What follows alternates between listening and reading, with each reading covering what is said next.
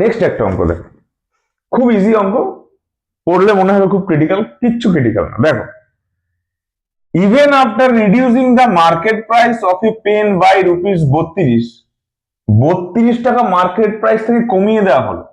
এটা যদি market price হয় মাইনাস 32 টাকা কমিয়ে দেওয়া হলো। A seller makes a profit of 14%। তাহলে এইটা এসপি তো, -32, 32 টাকা কমানো হয়েছে। তাহলে কস্ট প্রাইস বলেছে if the cost price be rupees 320 টাকা যদি কস্ট প্রাইস হয়, what percent of profit does he make if he sells the pen at market price. পরে কি বললো, প্রথমে বললো 32 টাকা কমে বিক্রি করেছে, করে 14% লাভ করেছে, ভালো কথা। তারপর বলছে কস্ট প্রাইস যদি 320 টাকা হয় তাহলে কত পার্সেন্ট প্রফিট করবে, যেখানে সে মার্কেট প্রাইসেই মালটা বিক্রি করবে। তাহলে পরের লাইনের যে এই যে লাইনটা, if he sells the pen at market price, এই কথাটা মানে হচ্ছে market price is equal to selling price. ও বলছে যে কোনো কমাবেই না, মার্কেট প্রাইসেই আর্টিকেলটা বিক্রি করবে। তাহলে এটা দেখো,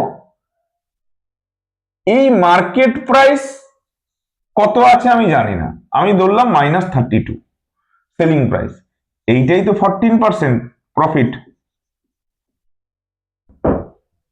320 টাকা কস্ট প্রাইস, একটা অ্যামাউন্টে বিক্রি করেছে, সেটা কস্ট মার্কেট প্রাইসের থেকে 32 টাকা কম, পার্সেন্টেজ কত, প্রফিট পার্সেন্ট কত,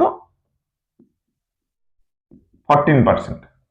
পরের লাইনে বলছে কত টাকা প্রফিট সে করবে পার্সেন্টেজ যদি সে পেনটা মার্কেট প্রাইসে বিক্রি করে। তার মানে আমার এটা আবার +32 হয়ে গেল, কেন -32 ছিল প্রথম কথাটা। পরে বলছে যে না, সে কমাবে না, বলছে যে মার্কেট প্রাইসেই যদি বিক্রি করে, তো মার্কেট প্রাইসে যদি বিক্রি করে তার মানে আবার +32 চলে গেল। তাহলে +32 চলে যাবে, তাহলে এখানে কি দাঁড়ালো, 14% একটা আর 32 টাকা আর একটা, 14% +32 টাকা, এটাই তার প্রফিট। তাহলে এই 32 টাকা 320 কত পার্সেন্টেজ, 10%। তাহলে এখানে লিখতে পারি এটা 10%, 14 আর 10 24% অ্যান্সার।